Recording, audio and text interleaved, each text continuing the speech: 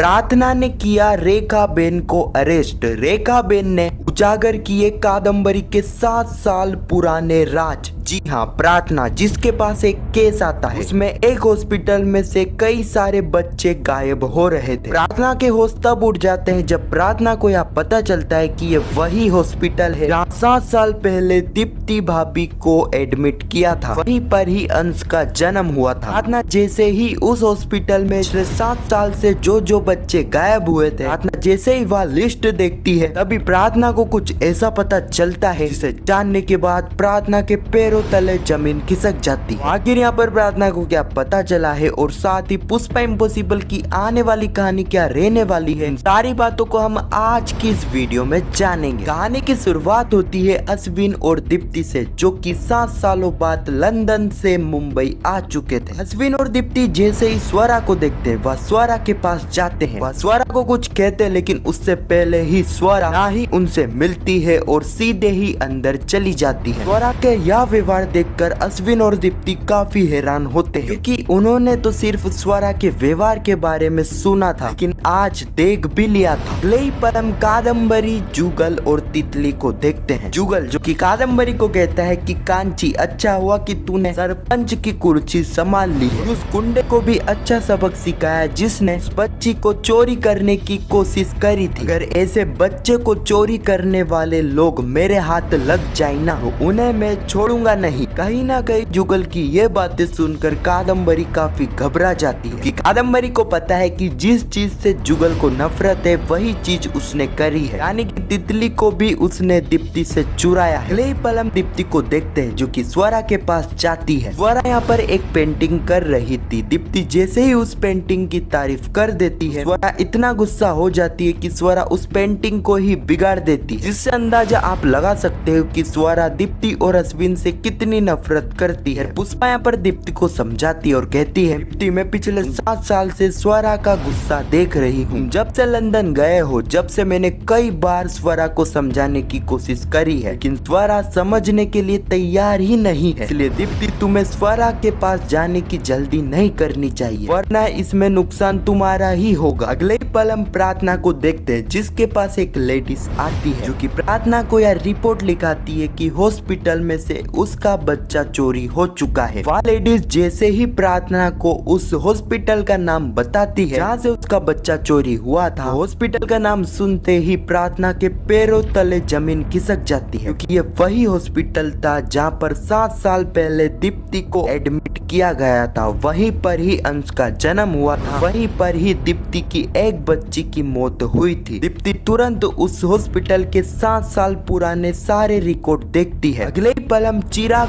पुष्पा, अश्विन और दीप्ति को देखते हैं। अश्विन यहाँ पर पुष्पा से पूछ रहा था कि माँ हमारे जानने के बाद आखिर यहाँ पर क्या हुआ था। पुष्पा पहले तो कुछ भी नहीं बताती है लेकिन यहाँ पर अश्विन के दबाव डालने के बाद पुष्पा एक एक कर सारी चीजें बताती है और खास करके ऋषभ और राशि की बातें। पुष्पा दीप्ति और अश्विन को ऋषभ के बारे में बता रही थी। अभी चिराग कहता है कि माँ अब तो मैं उस ऋषभ को छोड़ने वाला नहीं, भागने का प्लान उसका ही होगा। चिराग यहाँ पर जा ही रहा था लेकिन तब यहाँ पर अश्विन चिराग को रोक लेता है। कहता है कि चिराग सब चीजों में गुस्सा करने की कोई जरूरत नहीं है, तुझे हो क्या गया था। अब यहाँ पर अश्विन और चिराग के बीच में काफी बहस स्टार्ट हो जाती है। एक तरह यहाँ पर चिराग अभी भी यही मानता है कि पुष्पा का सबसे अच्छा बेटा अश्विन ही है, पुष्पा के लिए उसके लिए कुछ वैल्यू है ही नहीं। अगले सीन में हम कादम्बरी को देखते हैं जो कि यह सोच रही थी कि जिस तरह जुगल बच्चे चोरी करने वालों से कितनी नफरत करता है, अब ऐसे में जुगल को यह पता लग जाता है कि तितली उसकी बेटी है ही नहीं बल्कि यहाँ पर तितली तो दीप्ति की बेटी है जिसे उसने यानी कि कादम्बरी ने चोरी करवाया था। इस चीज के बारे में जुगल को पता लग जाता है तो वह उसका क्या हाल करेगा, यह चीज तो वह सोच भी नहीं सकती है, इसलिए उसे जल्द से जल्द कुछ करना होगा। अगले ही पल हम ऋषभ को देखते हैं जो कि यहाँ पर पुष्पा के घर पर आया था। पुष्पा दीप्ति और अश्विन को यह बताती है कि ये वही ऋषभ है जिससे राशि प्यार करती है। ऋषभ पुष्पा को कहता है कि आंटी राशि मेरे पास आई थी, उसने मुझे कहा था कि हम भाग कर शादी कर ले। ये बातें सुनते ही